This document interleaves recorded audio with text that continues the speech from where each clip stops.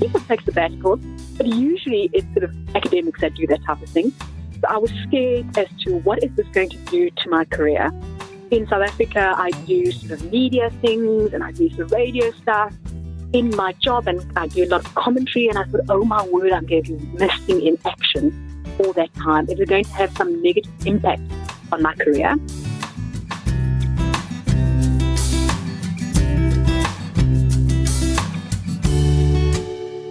Hello. I'm Lisa Hawashi, and this is Leap Like Me, the show about the leaps people take to make the most of this amazing life. I'm so excited to be back here today with this bonus episode for you.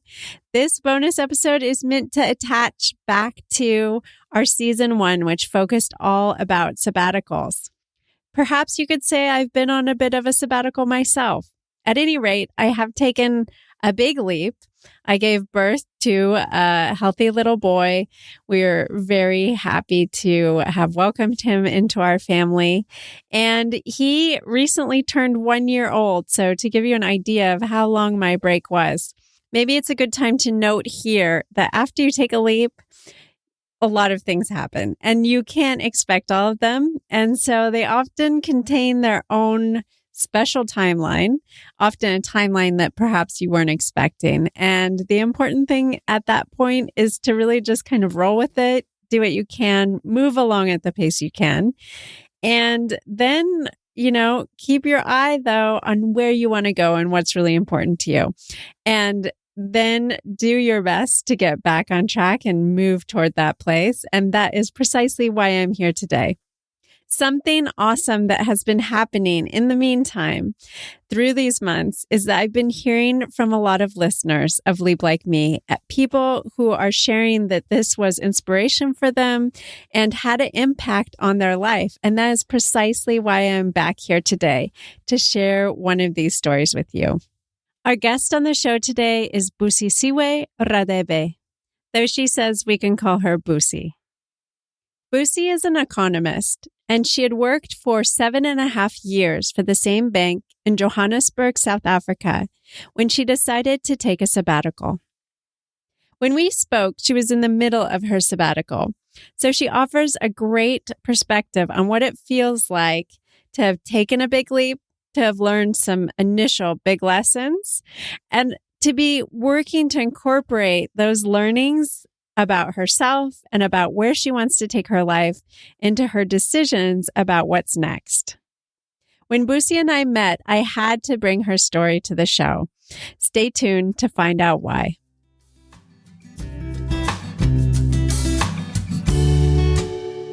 Busi, thank you so much for joining me. I'm so excited to have you on the Leap Like Me show. It is lovely to be on. So I just want to give everyone a little bit of backstory of how we met. So a couple of weeks ago, I was holding an online end-of-year planning retreat, and Busi was one of the participants. And I asked everybody to go around and introduce themselves and talk a little bit about where they were coming from and what they wanted to work on. And Busi said that she was in the Netherlands on sabbatical and was figuring out her next steps, and that I was partially to blame for that because she had been inspired by the Leap Like Me first season on sabbaticals. So, Busi, will you tell us a little bit more about that? Oh, Lisa, it is actually the funniest thing ever. I live in South Africa usually, and I'm an economist with a bank over there. And I've been with the same employer for about 7.5 years. And there came a time, I think it was earlier in the year, where I thought I needed some sort of change. And I literally simply Googled sabbaticals. And so I read a whole bunch of things. And I came across one of the blog posts that you'd written about your sabbatical and how you'd gone about it. And I found out that actually Lisa has this podcast. And I decided, okay, I'm going to listen to everything on the podcast. I'm going to be absolutely ready. So what I did is every evening when I went for my walk, I would actually listen to what she was saying on the podcast and listen to these people's stories about how they went about doing these sabbaticals. But I mean, I don't do scary things, right? I went to school, I went to university, I got the job, I got the mortgage, I've been working with the same employer, and here I am sort of at 35 thinking, I'm hearing these people's stories, they're so exciting, I need something fresh and alive in my life. And I thought, okay, I'm going to do it. So I listened to everything. I read one other book, And I went ahead and I was inspired to do it. I thought, I'm going to pick up and I'm going to leave, but I need a lovely excuse to leave. And my excuse was I'm going to work on pieces of my PhD somewhere in the world. And I chose Netherlands because I had sort of a nice connection over here, and I decided to do it. So I decided to sort of take 5 months off. That was the beginning. I still have my old job back in South Africa. My big thing right now is, what do you do? Do you decide to go back? Because it's been a challenging period, but actually a good time as well. So you're at the end of your 5 months, is that right? I'm coming to the end of my 5 months. So January 31st is sort of, I booked a flight to go back to South Africa, and I need to decide then, am I going back to go pack up and sort of come back here, or am I going back for good? And that's why I was on your retreat, because I want to find out what the next step is. Sort of when I started the sabbatical, it wasn't exactly, the fun I thought it was going to be. I thought I was going to come here and it was going to be an eat, pray, love type of thing. And actually it was challenging. The weather was different. The people were different. Everything was I felt almost bad in a way, because I don't know anyone else who's done a sabbatical the way I have done it. The only people sort of in my office who have gone away for a period of time are people who've taken maternity leave. So the stakes when I got here was so high, because I thought, oh my word, I must come here and I must really enjoy it. I must work hard at enjoying it. And when I got here, it was like, oh my word, it rains every day. It's actually not that much fun. But through that, sort of, I had time to sort of reflect and a time to just think about my life with that distance away from work. And I'm thinking, you know what, maybe I need to extend what I have done so far. Yeah, that's really interesting. I'd love to hear a little bit more about some of those reflections of things that you kind of learned about yourself or that you're noticing in this time away. The big one there was, I work as an economist and I'm in a bank. And part of my thesis on this side of what I'm doing with my PhD is in more like development economics.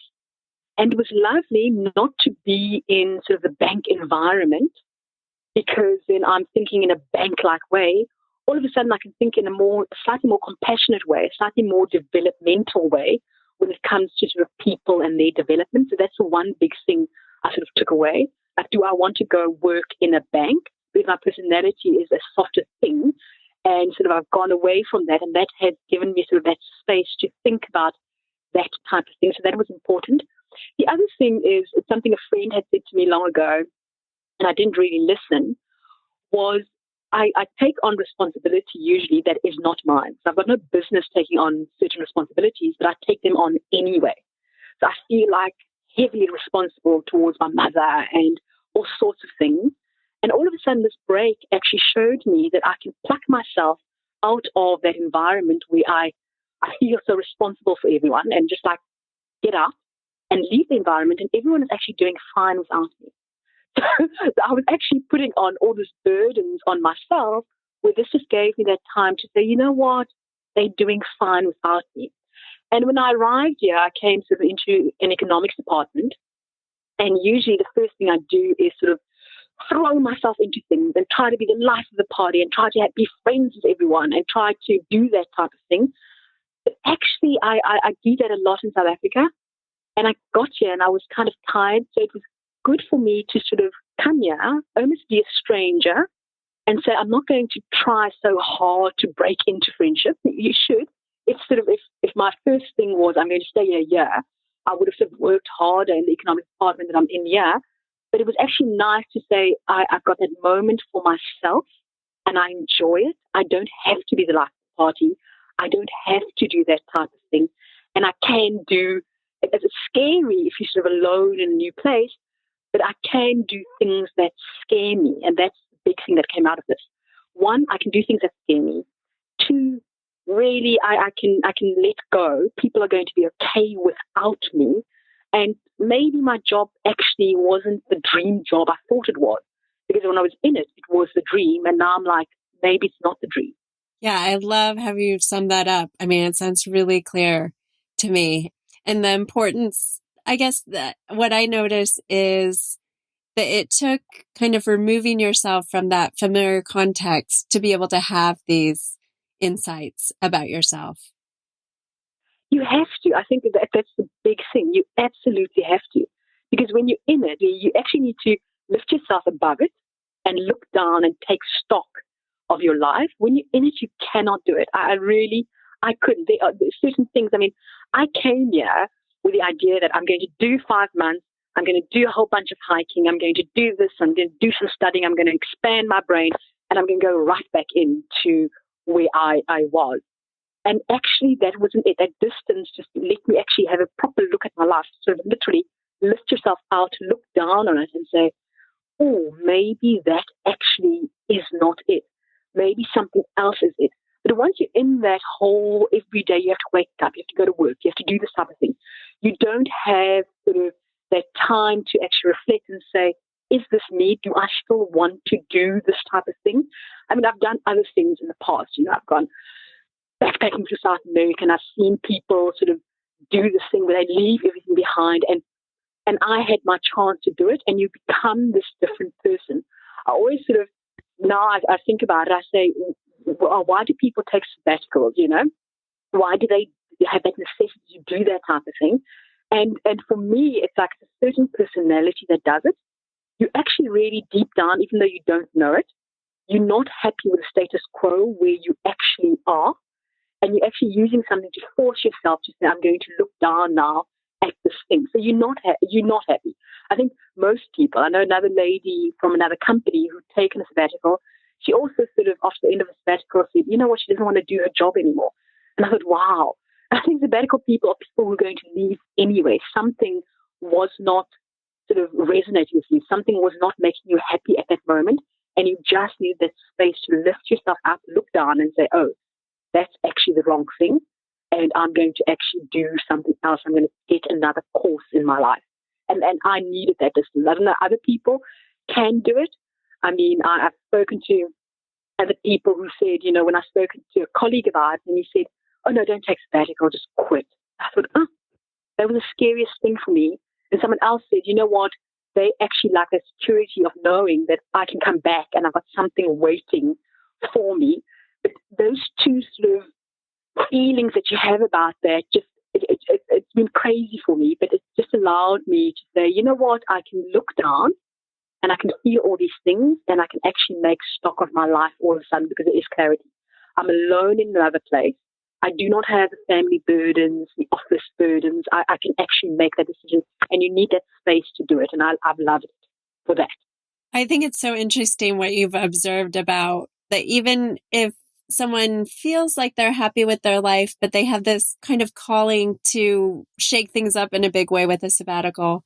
I guess, I really notice that in my work with people who are trying to make a change, right? And I think that it can be really challenging to make a significant change when you're still in your same context.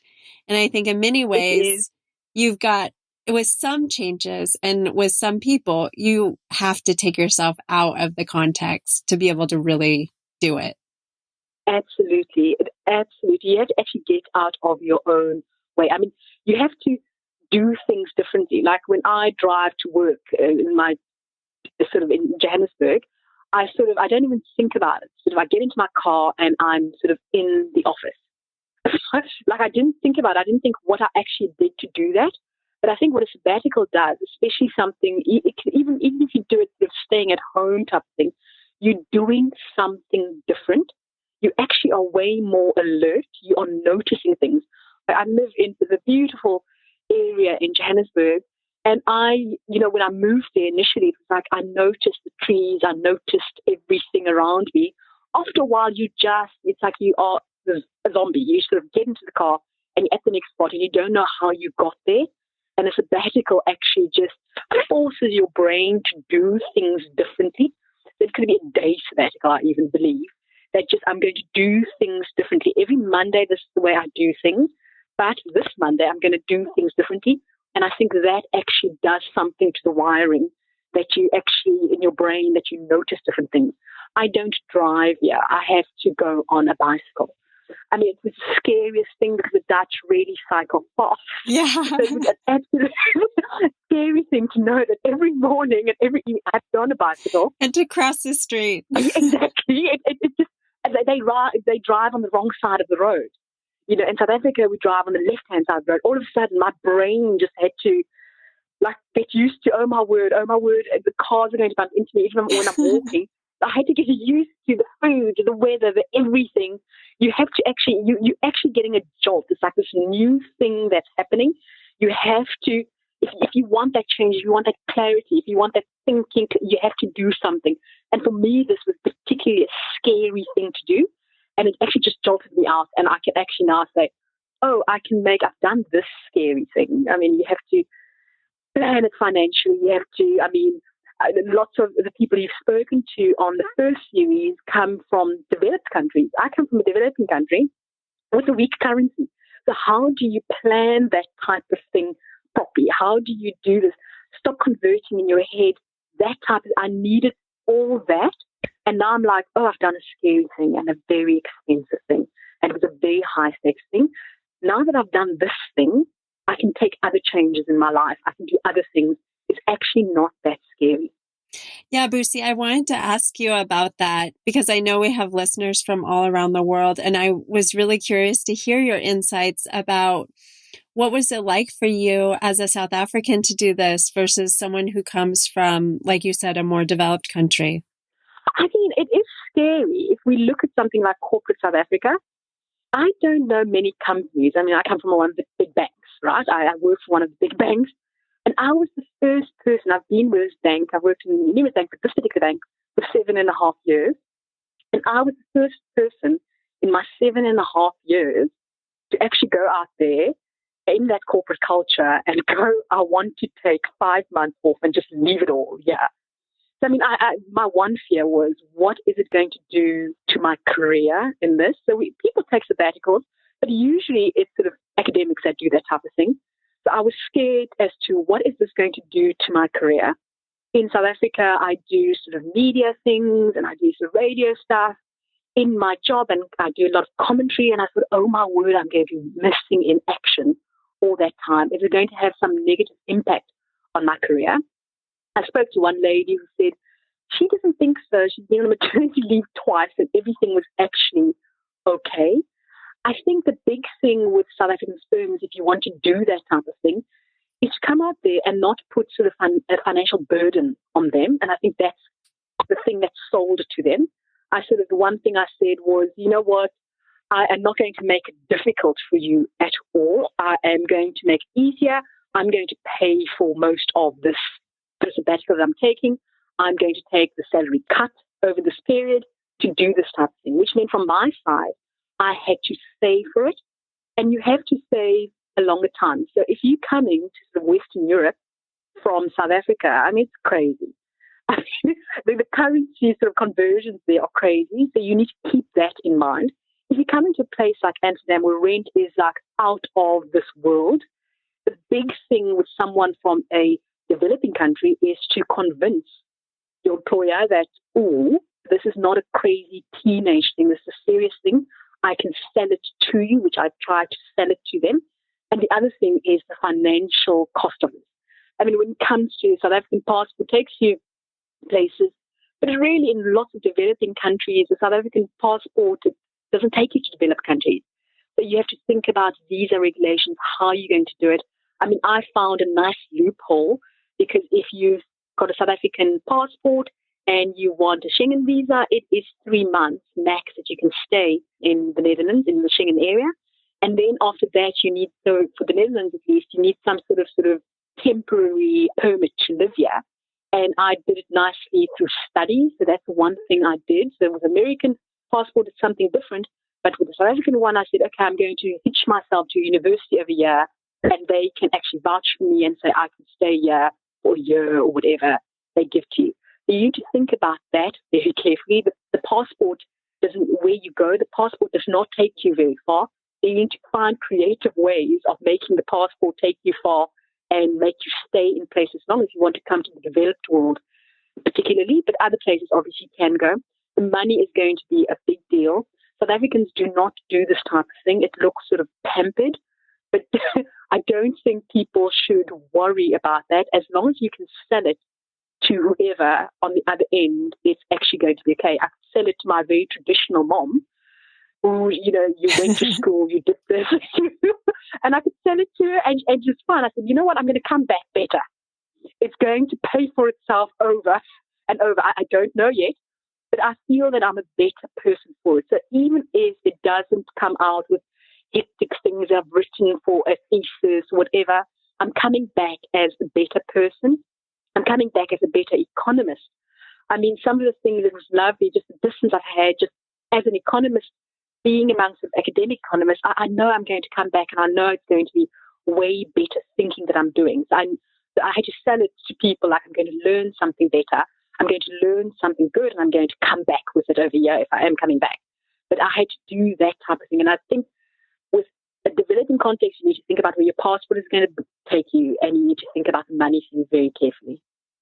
So, Busi, I'm hearing some characteristics about you, which is one, that you've done something, that you've just shown a tremendous amount of courage and done something super brave, that it sounds like you pulled together a plan like pretty quickly, even though it was complicated, and that you are a great negotiator. It sounds like you just thought through really carefully, like your reasons and how you wanted to present this to people, and were able to kind of make that case to them and stay confident in yourself, even in the face of, I imagine you felt quite a bit of fear and uncertainty as you went forward with it. Lisa, my one thing that people always laugh about, I've got a budget spreadsheet that is a monthly spreadsheet that is, I think I've had it, the same spreadsheet, probably 5 years the other way, and I've got a year looking forward. So it helps a lot to have something like that, to sort of try to be organized in that way. But also just, I'm not someone who does sort of 5-year plan things. I don't plan that far out. So it works perfectly for me to say sort of January this year, and I'm going to try my best to save up to leave. I left on sort of the 30th of August or something to get here. But so the organizing bit of it is a huge thing for me because it also makes you feel better about things. I feel if things are organized, you actually feel better that, okay, I've got a semi-plan. It doesn't need to be a perfect plan, but it's a semi-plan. So when you do this type of thing, when you do sort of a big sort of change in your life, I think a semi-plan, a skeleton, is a good place where even if I go off track and I don't know what to do next, I can get back to where the skeleton actually was. I think if you do this type of thing completely sort of shooting from the hip, I think it's going to stress you out, unless you're sort of independently wealthy and all sorts of things like that. But you need to have some sort of a skeleton. You need to think about why you're doing it. So if you get here, and my thing was to have a whole bunch of sort of travel fun, and it didn't really work out that way, but it's okay. It's like I had sort of an idea, it's okay. And the other thing that I think we don't talk about sort of a lot is it's just that your expectations of what the sabbatical is going to be like and how it turns out and what a successful sabbatical actually is. What do we mean that you've had a successful sabbatical? And I think if you just sort of think about the broad strokes, the big things like, okay, this is the general plan I have, this is what I generally want to do, I think you're going to be okay, and write it down somewhere. I've written it down, I look at it now, and I think it's absolutely crazy what I wrote down. I didn't do half the stuff, but I'm okay with it. I had a crazy list. I had an absolute crazy list of what I was going to do. And now I'm just completely okay that, you know what, I didn't do the things on the list, but I've also realized that there is time. Maybe 5 months wasn't it. Maybe I need to extend it to actually do some of those other things I wanted to do. I sort of, when I did my visa applications, I got one for the UK and one for the Schengen area, and I thought I was going to travel to the UK a lot more. And I sort of went to the UK once so far, and I think I'm going next week again. But I wanted to hike more and then winter just hit. So there was so much I wanted to have done, and I had this super ambitious list. And actually, sabbatical sometimes also just about resting and not being guilty about, you know what, I'm doing nothing right now and it's fine. Yeah. And so now that you are at this sort of moment of like, what's next, and looking at that list of things that are still there that you would like to do, but you haven't done yet, can you kind of describe what does this sort of juncture feel like for you?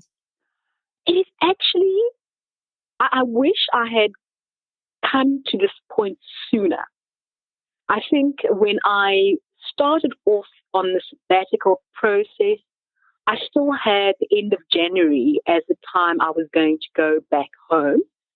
And so I didn't have any other sort of plans. I was going to go back home.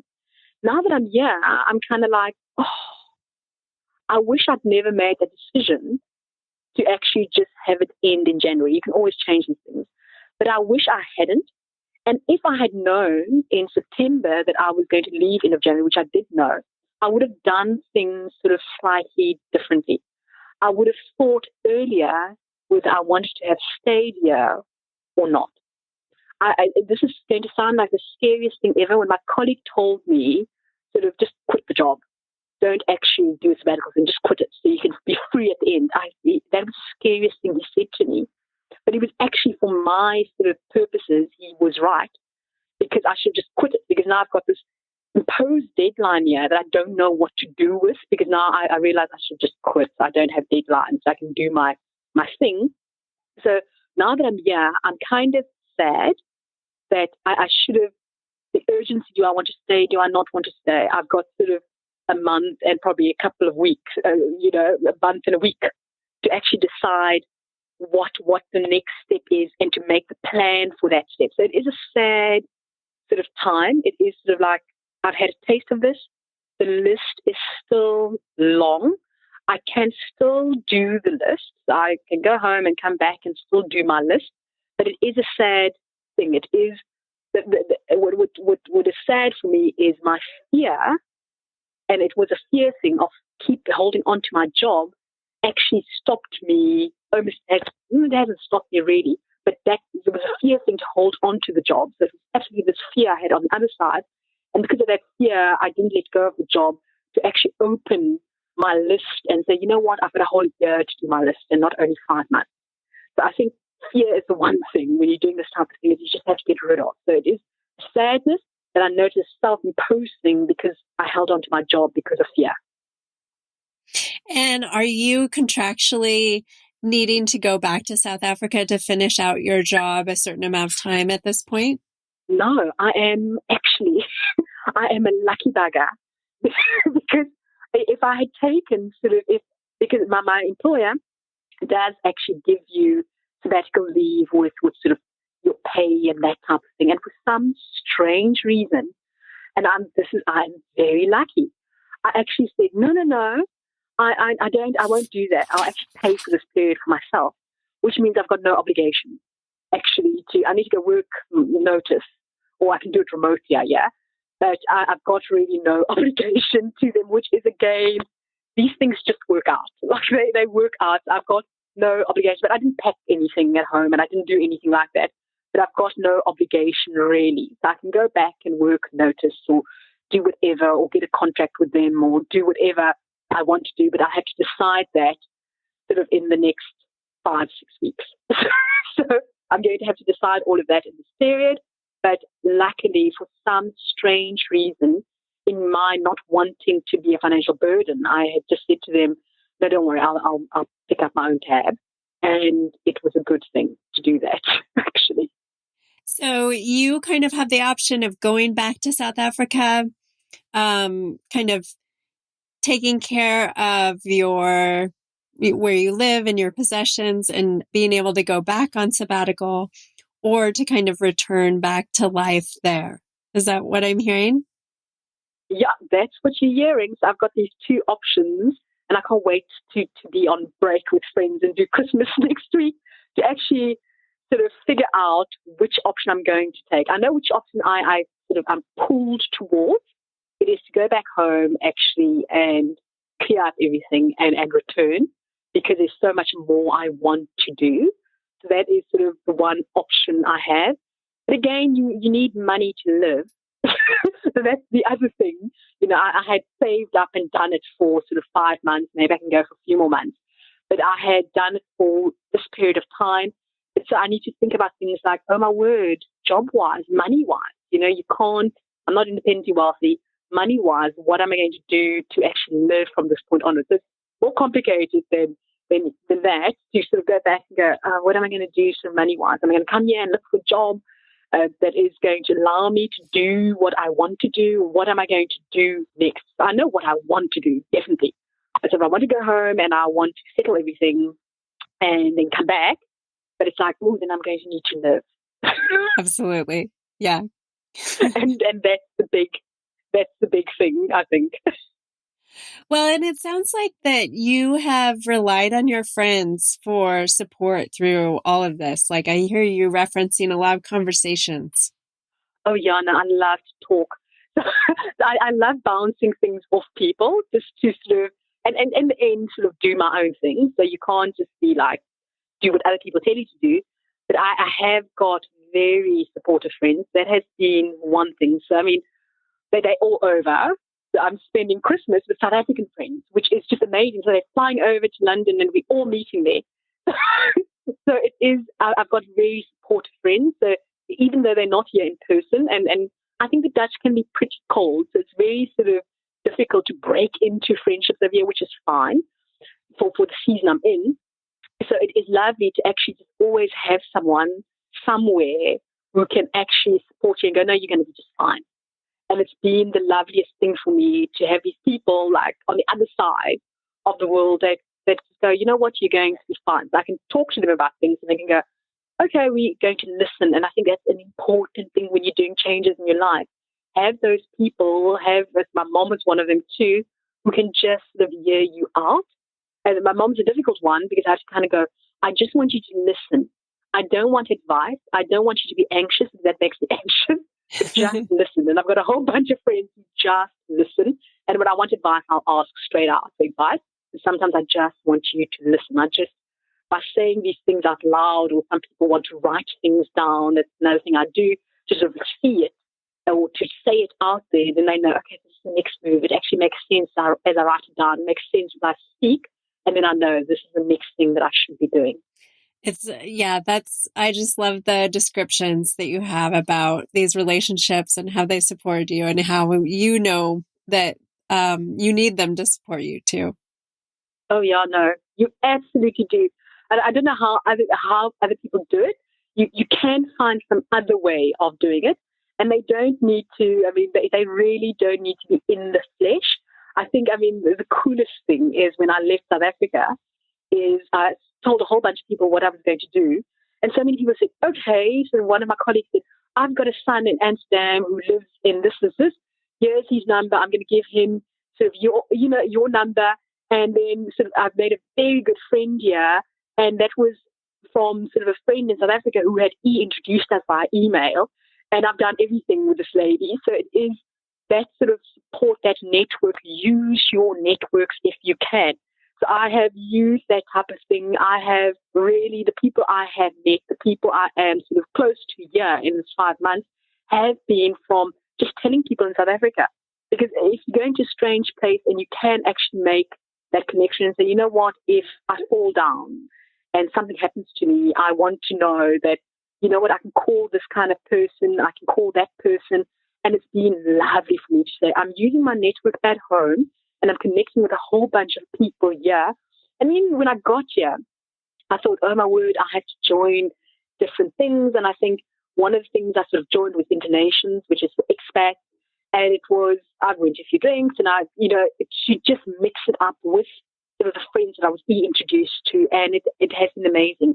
Tap into your social networks. Do not be shy. I don't think people actually, or for my personality, I'm sometimes scared to ask for such. But I did it this time and it works. And I don't think people mind you asking, do you know someone here? I'm going over here.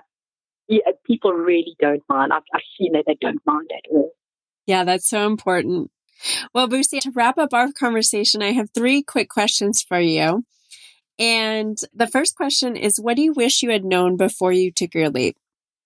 That it was going to be scary, but I was going to turn out okay. I didn't have to have any fear. It was all going to turn out okay. And what was the most unexpected thing that came out of your leap? Oh, my word. It is, I think, almost that first month here, I thought it was going to be absolutely wonderful. I thought I was coming to sort of a very diverse sort of city, which Amsterdam is, and I sort of took an economics class, and I was the only black female in the class. And I did not expect that to actually grab me the way that it did, but it did, because I had this idea that I was coming to this. I mean, that's why I probably chose it, because I was like, the whole world is here, I heard. And I got here, and it was a very unexpected, and my reaction to it was very unexpected. That's probably part of my, oh my word, I'm not going to try to break into any friendships right now. I've done it in South Africa already, so I'm actually not going to try doing it in this particular class. So that was very unexpected. And my reaction was unexpected, to say, you know what, I'm not even going to try hard here. I've done it once before in South Africa. I've been to a similar university. I am now 35. I don't need to do it. Interesting. Yeah. And for someone who's thinking of doing something similar, what advice would you give them? Plan. Think it out practically how you're going to do it, and then just leave. Sometimes you don't need that anchor behind. Just cut whatever. Just leave the anchor out and just do it. It is not that scary. Well, I want to thank you so much for first just introducing yourself to me and being part of my world. I'm so glad that you found these resources, because that was totally my intention, was to just help people who had a similar idea that they wanted to do in their life. So thank you for that. And thank you also for sharing your story here with us. Lisa, thank you for writing that blog. Thank you for having a podcast. My pleasure. It's wonderful to connect with people like you, and I hope that we stay in touch. If other people would like to be in touch with you, is there any way that they can do that? Oh, I'm not very good with that type of thing, but I have a semi-blog. It's about walking. But I do put anything on there that I'm thinking, and it is busiwalks.blogspot.com. It was a weird thing that I did years ago, but sometimes I put stuff on there, and people can contact me through there. Great. Okay. Well, I'll include that link in the show notes. And thank you so much again for joining us today. Thank you, Lisa. I had so much fun talking with Busi and doing this interview. It was awesome, so inspiring. And I want to say to all of you out there, if you also have been inspired by Leap Like Me in some significant way, and that it's had an impact on you taking your own leap, I would love to hear from you. I also want to say to those of you out there who are listening right now, because you are in the research phase and you're here to collect ideas and wisdom and get some courage up, if you are here because you are considering taking your own leap, I want you to know that I have a very special resource on offer for you right now. Registration is open for Springboard, which is my 12-week group coaching program. So if you are planning or considering a leap, and if as you're doing so, you're feeling overwhelmed, uncertain, or lack of clarity, then this group is for you. Here you'll get the support to clarify what you really want out of your leap, where you want it to take you, and why it's important to you in the big picture of your life. You'll get the tools and strategies to create a solid plan for your leap, and the community and coaching to hold you accountable as you take your next action steps. This program is all about getting you momentum. The next groups start at the end of January and the beginning of February. Visit lisahawashi.com/springboard for more information. As always, I really value each and every rating and review that you leave on the podcast. So wherever you listen to your podcast, please do leave us a review. It really helps us get the word out about the show. and let people know that this resource is out there. I so appreciate you helping us in this way to raise the profile of this show. Thank you again for listening to Leap Like Me and being part of this movement. Until next time, take care.